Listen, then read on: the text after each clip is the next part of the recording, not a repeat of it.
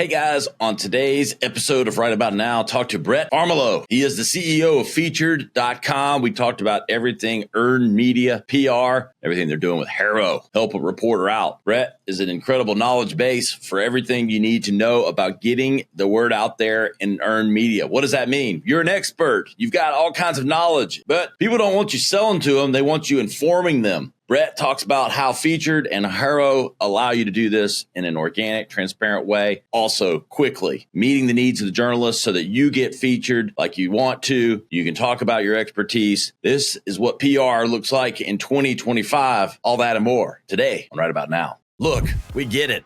You can hardly go anywhere or do anything these days without hearing about AI this or AI that. And if you're like most people, when it comes to AI, you're impressed, but you have a few concerns. But what if AI was used not as a tool to replace people, but as a way to help understand people better? AI from SurveyMonkey is designed to do just that, from crafting the perfect survey, which is harder than you might think, to analysis that digs deep, finds patterns, and surfaces trends quickly. SurveyMonkey's powerful suite of AI capabilities make it faster and easier than ever before to get insights from real people, helping you make confident decisions for your business. Try it today at surveymonkey.com/Ryan. PR is just so hit and miss. Sometimes it's about the timing of the placement. Sometimes it's about the outlet itself. And PRs do a great job of helping clients understand that ROI and helping quantify the impact of that. But that's probably the biggest misconception is that, hey, I got featured in Fast Company. This is going to move my business dramatically forward. It might not. And the key with going back to the AI visibility piece of where we're at today is you've got to experiment. It's sometimes a quantity and quality game where it's something that's a persistent thing. You go to the gym and you're not going to see results just like in one workout. It's a consistent effort that ultimately moves things forward. This is Right About Now with Ryan Alford, a Radcast Network production. We are the #1 business show on the planet with over 1 million downloads a month. Taking the BS out of business for over 6 years and over 400 episodes. You ready to start snapping necks and cashing checks? Well, it starts right about now. What's up, guys? Welcome to Right About Now. We're always talking about how you can get your marketing and your business right now. It's not about last week. It's not about 2 years ago. It's about the future. It's about the here and the now. And that's why, hey, this is a topic I like. I've got my notebook out, people, because I'm going to be taking notes because I like to get featured. We got the CEO of Featured.com. It is Brett Farmiloe. What's up, Brett? Ryan, what's happening? Just ready to talk some good old-fashioned public relations. Am I allowed to call it that? Is that not sexy enough now? Sounds great to me. Earned media is what I would call it. Brett, I think we'll do a little lesson for the audience first. You got paid media, you got earned media. And most people probably that listen to this show probably know the difference, but I'm going to enlighten them a bit. Paid media, expensive and paid. Earned media means you did the work, you earned the right to get the coverage. Is that a simple enough summary, you think, Brett? I think so. I think that's pretty clear. What got you into earned media, brother? I ran a marketing agency for 10 years, and we had about 500 small business clients that we were servicing, and the hardest thing to do was get them featured in the media. And the thing that they had an abundance of was knowledge to share about their business, but nowhere to share it. Created a platform that allowed them to answer questions that pertain to their expertise. We take those insights, get them placed in articles, and essentially that platform, which is now Featured, took off faster than the agency, sold the agency at the end of 21, and been focused on Featured for the last 3.5 years. I love it. What is that balance? I'll even put myself in this camp. I thought maybe earned media and was dead 3 or 4 years ago. Here's why. Not because it was physically, but I just thought, can you really get featured again without running an ad? Is everything pay to play? And where's the line there? And was I just wrong? Yeah, I mean, the problem to be solved on both sides is on the business side of things, you want to be featured in the media because it creates visibility for yourself and your business in front of customers. The problem on the journalism side of things is that sourcing experts for stories is an infinite problem. There's always some story that's being created where an expert is needed to provide insight for a story to inform the journalist on what to write about and or to back up the claims that's being made in that article. So that's a problem to be solved on that side of things. And I think it's just amplified in terms of the rise of AI, making sourcing even a harder problem for journalists. And now it's also a more pressing problem on the business side of things, because now the more that you're featured in the media, the more that AIs and LLMs are starting to cite different references and recommend your products and services when your customers are querying these AI bots. It's an interesting time in 2025. Very interesting. I'm glad you went there, Brett. Smart guy. Because with the SEO thing / AI thing, it's so fascinating to me because I've watched all the performance marketers now go, and suddenly they're going, yeah, you need to work on brand. You need to work on PR. And I've been telling you that for 20 years. The race to the bottom with performance marketing, with everything's a deal and an offer, eventually doesn't work because not everyone's buying today. But you've got to establish yourself and be in front of people when they're looking for things, searching AI or whatever. And when you get featured in media, to your point, when people ask questions about a topic, then your answers or what you said gets cited. That's the key. Am I hearing you right? Yeah. I mean, look, we're pretty new. We don't even know what to call it yet. Is it AEO? Is it GEO? What the heck? Is it AI? What AI visibility? We haven't even defined the category, let alone what works yet. A lot of people are in an exploratory phase where they're setting up controlled experiments. They're saying, hey, we're going to give it 6 months on featured, and we're going to get featured in as many publications as possible. We're going to measure the AI visibility for certain prompts and queries based off of which questions we're responding to. And we're going to measure it and see if it does anything for our business. So I think that we're in that research exploratory phase where it's a pretty exciting time. If you could just imagine way back in the day when SEO was just emerging and setting up all these different experiments, it's a more informed version of that. What's the biggest misconception amongst people with PR, and what's the biggest misconception? It's really hard to measure in terms of the success of it. I learned this really way back. I helped the actor Hugh Jackman launch a coffee company, and back in like 2012. And when we first launched, he was on Rachel Ray, he was on The Chew, and he was on some other TV show. And what's the value of each one of those appearances? And so I was over here behind the scenes looking at TweetDeck on Twitter. I remember that. I remember that. And I'm looking at the Google Analytics. I'm looking at the Shopify sales and everything like that. And we're on Rachel Ray passing out 200 bags of coffee and seeing what impact that would have. PR is just so hit and miss. Sometimes it's about the timing of the placement. Sometimes it's about the outlet itself. And PRs do a great job of helping clients understand that ROI and helping quantify the impact of that. But that's probably the biggest misconception, is that, hey, I got featured in Fast Company. This is going to move my business dramatically forward. It might not. And the key with going back to the AI visibility piece of where we're at today is you've got to experiment. It's sometimes a quantity and quality game where it's something that's a persistent thing. You go to the gym and you're not going to see results just like in one workout. It's a consistent effort that ultimately moves things forward. Nailed it. Brett Farmiloe, he is the CEO of Featured.com. Brett, kind of like brand marketing, it's the same thing like brand marketing. You need to keep your brand top of mind. No matter what people want to say, there's still a purchase funnel. You can call it a purchase cycle. You can call it whatever you want. You got to get people at the top of the funnel. That means they're aware of you so that when they are ready to buy, they have you in the consideration set. And I think PR, much like brand marketing, is getting you in that awareness cycle with those people. And that's a hard thing to measure sometimes because you don't know when 20, 35%, whatever it is, of those people are going to convert. That's the problem. That's always been the challenge with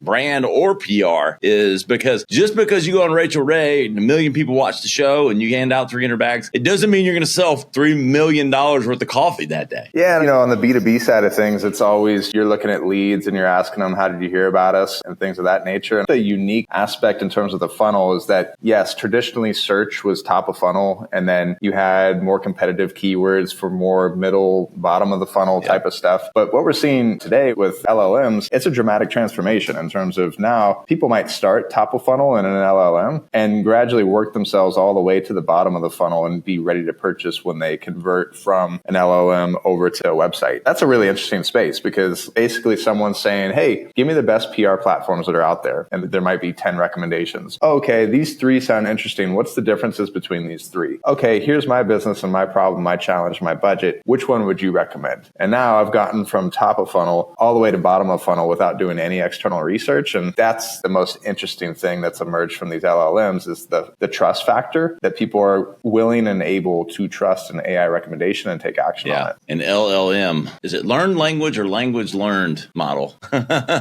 Large language model. There it is. Everyone listening, most people probably know that at this point, our audience, but when you're plugging in those prompts, that's what Brett went through, is kind of the prompt of this question, then that question. And if you aren't prompt, we'll have to have a prompt engineer on to talk some more about that. We're in like the 2.3.0 phase of that, as smart as these things get. Brett, you've been around, you had your agency, and now you're doing Featured.com. I want to get to HARO here shortly. Is it not just blow your mind where we've gotten with freaking LLM and AI in general? Yeah, it's interesting because you bring up Help Reporter Out, which we just acquired just a few months ago. And HARO is just a 3 times a day email newsletter that summarizes journalist queries, puts that into a single newsletter and sends it out to sources, and they can respond directly to the journalist and get in touch to help each other out. And we're talking about this really advanced technology, and HARO is a blast from the past. This is 2008 at its finest, where almost nothing has changed in terms of that initial email to where we're at in 2025. And it's because it works. And at the end of the day, there's really complex technologies, but it's about connection. It's about the value proposition of helping each other out and solving each other's problems. And that hasn't changed no matter how far technology is advanced. Let me do some acknowledgement to what you just said. We make things too complex, bring back the simple concept. Email and prompt of like, hey,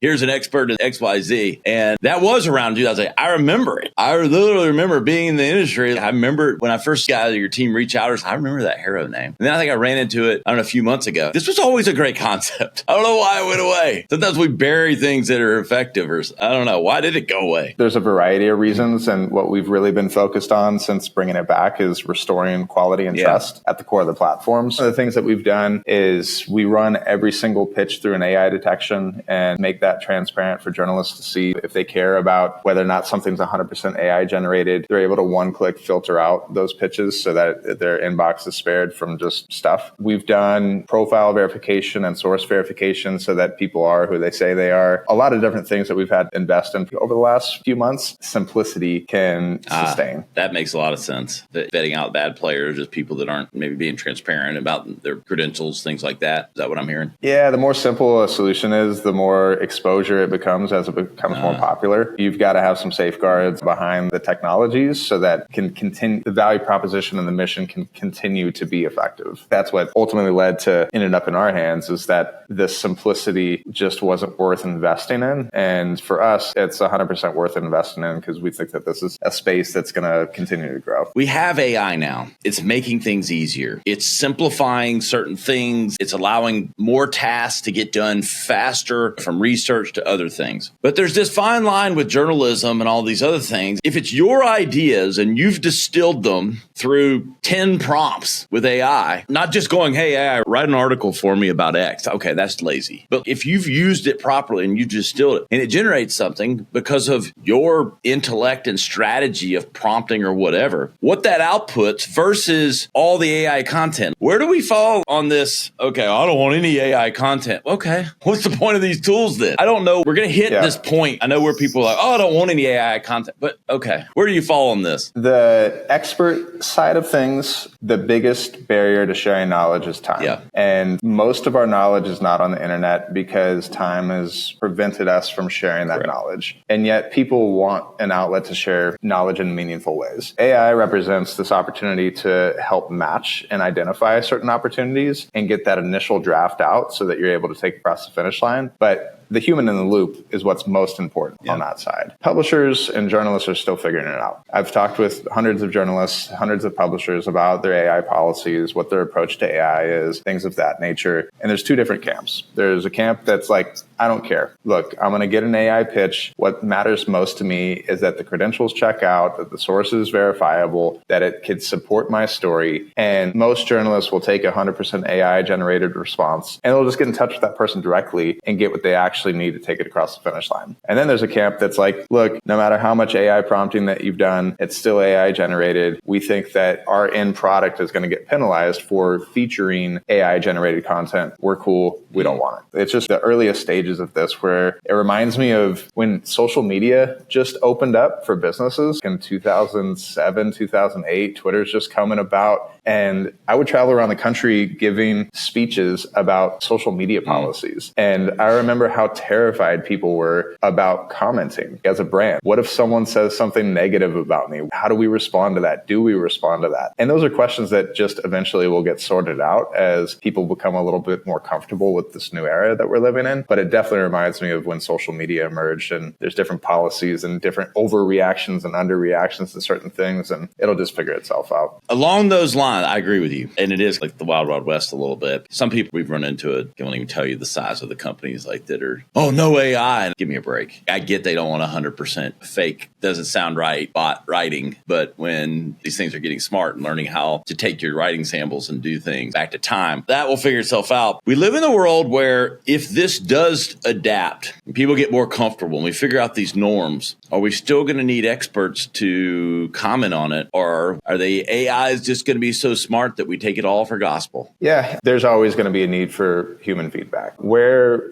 I think we're at today in 2025 is that there's two camps in terms of AI outputs. There's pre-training and then there's post-training. The pre-training data is amazing. Essentially, the whole internet has been ingested to go into these different models. And now we're in a phase of post-training. We need to look at these outputs from these different models to keep advancing them. And the only way that's possible is through insights from true experts. You're seeing a lot of that in academia right now to better train these models. You're going to see more of an opportunity in the professional domains. If you go to human resources or technology or finance or marketing, how do you grade these outputs and how do you keep improving them? And for that, humans are always going to be in need of evaluating those outputs and improving them. We reached ASI, artificial superintelligence. Probably, I have no idea when that is, but it's a ways off and we don't have anything to worry about up until then. Brett, I was going to say, what you'd recommend to people, but your product kind of is the solution in a lot of ways. So talk to me about what's the process for working with Featured and or HARO and the best way for people to utilize it. Featured.com is a freemium model. Anyone can answer up to 3 questions a month at no cost. And then we have paid subscriptions after that, starting at $11 a month. How Featured works is publishers are able to ask questions, vetted experts are able to answer those questions, and then those answers get passed along to the publisher for consideration. The best thing to do is to sign up for Featured, answer a couple questions, create your profile, and see what happens. See if you get featured. And if it works, continue to share that knowledge. I always encourage people to set up alerts that they get notified when there's new questions that pertain to their expertise. That way they're not spending an infinite amount of time evaluating these opportunities and it comes to you. So Featured's pretty easy to use in that regard. Also a great way to receive high quality content written by human experts for your website. If you don't want to try to get featured in the media, you could also just receive featured content that's written by human experts. And then HARO, Help a Reporter Out, you can go to helpareporter.com, input your email address, and then you'll start to receive 3 times a day emails, morning, afternoon, and evening editions with different queries from journalists that are looking to get connected with sources. And you could just reply directly. And is there a cost for HARO? HARO is totally free on both sides. How do we make money, Brett? It is free for sources. It's free for journalists. Fully supported by newsletter ads. So in every HARO edition, there's a little text ad up top that advertisers pay for to get distributed out to all of our source lists, and that's how we make money. We're building a list. That's what we're doing. Is that what I'm hearing? The more people that are on the list is the monetization. HARO is the largest expert source place on the internet. That's the value proposition for journalists, is the diversity of who they're able to get connected with and how fast. That's the truism that's been around with HARO forever. You could literally get connected with anyone in the world. We've heard journalists that gotten connected with like Jane Goodall. Jane's not looking at HARO. She's not reading these emails, but the magic of it is that someone sees this HARO query, thinks of someone in their life, forwards it on, and we make it really easy to get connected with that journalist without having to sign up. I love it. I'm going to go sign up. I need to get on this. I need to get some fear. Get back, man. HARO 2.0 or 3.0 or whatever you want to call it. Get back in there. I'm getting Featured and HARO. I'm getting in. On Featured, you actually get early access to HARO queries. If you're not wanting to sign up for 2 platforms, you could just go to featured.com. We have early access to HARO queries on Featured because the limitation of HARO is journalists are often looking for a source fast, and they might request something, and then the next HARO newsletter goes out 3-4 hours from now. So we'll post that immediately on Featured so they can start to get responses and then use a second wave of HARO to get connected. Brett, very insightful. I love the products. If you're listening, you need to take advantage. This is all part of the marketing mix these days. This is 2025 marketing mix, using earned media, using sources, being featured. People buy from people, and they need to know your expertise, and this is the way to share it without sounding like a sales guy at all times. I love it, Brett. We've nailed the .coms forever, but social, anything else, hit anything you want there with how people stay up to date with what you're up to. Yeah, featured.com, helpreporter.com, and then I could be connected with on LinkedIn, and happy to connect with anyone. The biggest thing that I've learned as an entrepreneur is that great ideas come from anywhere, and it's the founder's job to listen to every idea, especially from the people who are using the product on both sides. Be a great filter, prioritize, and that's how you can keep iterating and innovating on what you're building. Brett, it was a pleasure meeting you and having you on the show. Ryan, thank you. Hey guys, you want to find us? RyanIsRight.com. We'll have links to Featured. We'll have links to HARO. And of course, we'll drop LinkedIn for Brett so you can tell him more. All the features you want added to the feature. Features on features. It's meta as it gets. We appreciate you for making us number one. We'll see you next time on Right About Now. This has been Right About Now with Ryan Alford, a Radcast Network production. Visit ryanisright.com for full audio and video versions of the show or to inquire about sponsorship opportunities. Thanks for listening.